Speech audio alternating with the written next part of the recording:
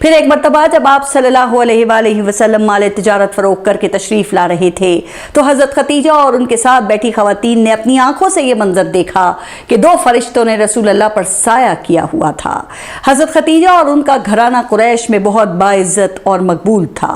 خود حضرت خدیجہ کی شہرت ایک کامیاب اور ایماندار تاجر کی ہو چکی تھی۔ قریش کے بڑے بڑے امراء اور سردار حضرت خدیجہ سے نکاح کے خواہش مند تھے، لیکن انہوں نے کسی کا رشتہ قبول نہیں کیا۔ حضرت خدیجہ نے رسول پاک سے نکاح کا ارادہ اس وقت کیا جب آپ کے اوصاف سے واقف ہو گئیں۔ ان کی نظر میں حضرت محمد مصطفیٰ صلی اللہ علیہ وسلم سے بہتر انتخاب کوئی اور نہیں تھا۔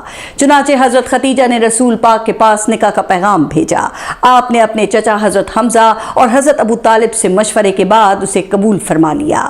یوں حضرت خدیجہ آپ کے نکاح میں آ گئیں اور پہلی ام المومنین کہلائیں۔ یہ آپ کی بعثت سے 15 سال پہلے کا واقعہ ہے، جس نے رسول اللہ کی زندگی کو حسین اور آسان بنا دیا۔ دونوں میں مثالی انڈرسٹینڈنگ تھی اور وہ ہر مشکل میں ایک دوسرے کے ساتھ چٹان کی طرح کھڑے ہوتے۔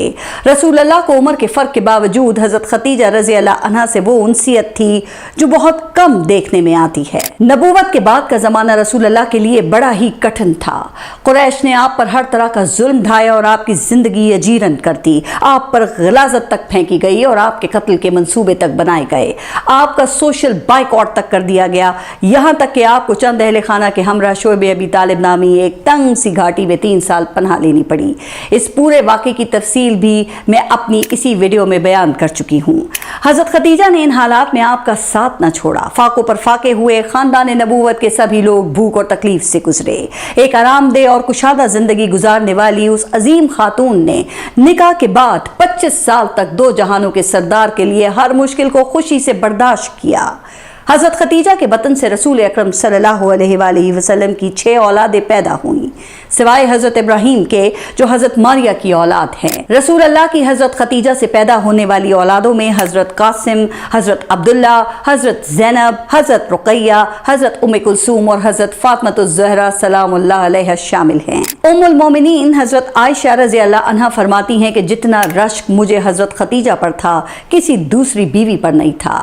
شعیب ابی طالب کے واقعے کے بعد حضرت خدیجہ زیادہ عرصہ حیات نہ رہ سکیں۔ ان کی طبیعت ناساز ہو گئی اور نبوت کے 10ویں سال میں ان کا انتقال ہو گیا۔ حضرت ابو طالب اور حضرت خدیجہ کے انتقال میں 30 یا 35 دنوں کا فرق ہے۔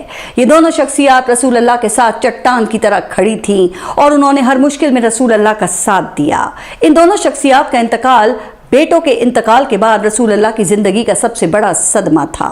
رسول اللہ کے والد کا انتقال آپ کی پیدائش سے قبل ہی ہو گیا تھا اور آپ کی والدہ حضرت آمنہ کے انتقال کے وقت آپ کی عمر محض 6 برس تھی۔ ان کے بعد آپ صلی اللہ علیہ وسلم کے صحابہ نے آپ کا ساتھ دیا، لیکن خاندان میں حضرت حمزہ رضی اللہ عنہ اور حضرت علی کے بعد یہ دونوں شخصیات آپ کا سب سے بڑا سہارا بنی۔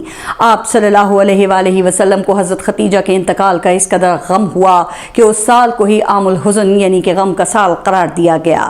حضرت خدیجہ نے 10 رمضان المبارک میں وفات پائی۔ خود رسول اللہ ان کے قبر مبارک میں اترے اور اپنی غم گسار بیوی کو اللہ کے سپرد کر دیا۔ حضرت خدیجہ الہجوم میں مدفون ہیں، جس کو اب جنت المالا کہا جاتا ہے۔ یہاں خاندان بنی ہاشم اور صحابہ سمیت کئی نامور شخصیات مدفون ہیں۔ نبی کریم کے فرمان کا مفہوم ہے کہ مجھے حکم ہوا حضرت خدیجہ کو جنت میں موتی کے ایک گھر کی بشارت دو، جس پہ نہ کوئی شور و غل ہوگا اور نہ ہی کوئی تکلیف ہوگی۔